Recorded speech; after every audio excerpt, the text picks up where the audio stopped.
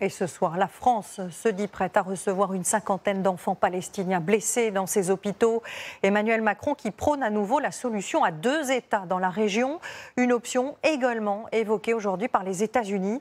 Joe Biden demande même la réunification de la bande de Gaza et de la Cisjordanie. Sauf que 500 000 colons juifs vivent aujourd'hui sur ce territoire palestinien situé, vous le voyez, à l'est d'Israël.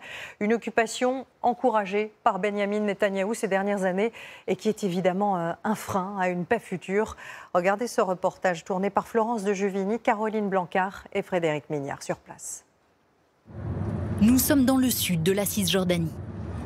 Colonie israélienne d'un côté, derrière des murs d'enceinte. Villages palestiniens ruraux de l'autre. Un face-à-face électrique, exacerbé depuis l'attaque du 7 octobre. Halima et sa famille, palestiniens, dorment désormais dans cette charrette.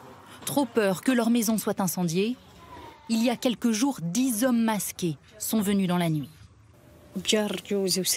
Ils ont traîné mon mari sur 15 mètres, ici. Ils lui ont donné des coups et l'ont battu avec les crosses de leurs armes.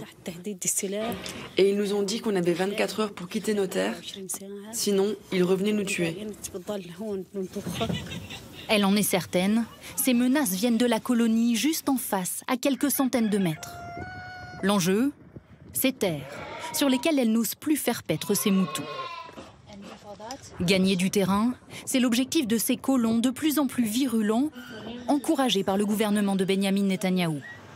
Le territoire est occupé par Israël depuis 1967, de manière illégale selon le droit international, parfois par la force.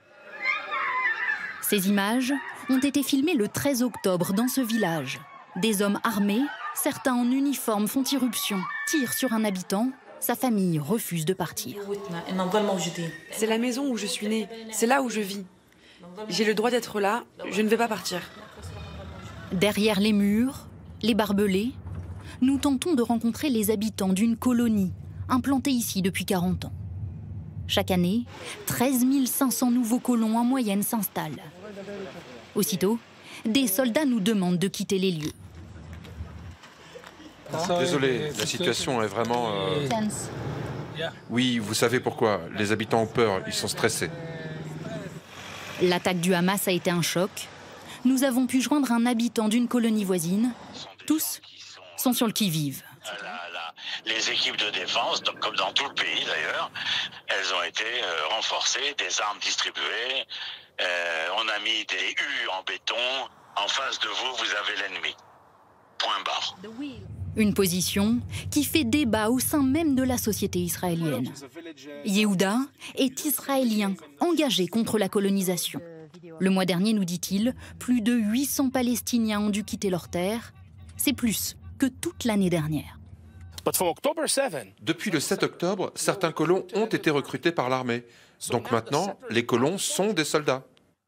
Avec du matériel, des uniformes, des armes. Ce sont toujours les mêmes personnes, mais désormais, ils ont les moyens de mettre en œuvre leur plan. L'armée renforce sa surveillance dans toute la Cisjordanie pour, selon ses mots, éviter les troubles et les agressions. Partout, des villes palestiniennes bouclées, des routes fermées. Il y a des barrières dans toutes les villes. Ils nous enferment à double tour. Nous, on doit juste regarder et se taire. C'est ça notre sentiment. La tension monte dans ce camp de Ramallah. Des affrontements de plus en plus fréquents. En un mois, une vingtaine de blessés et 3 morts, de nouveaux martyrs. Il jetait des pierres et l'armée lui a tiré dessus. Ce soir-là, la veillée funèbre d'un homme tué la veille. Israël dit mener des opérations de contre-terrorisme.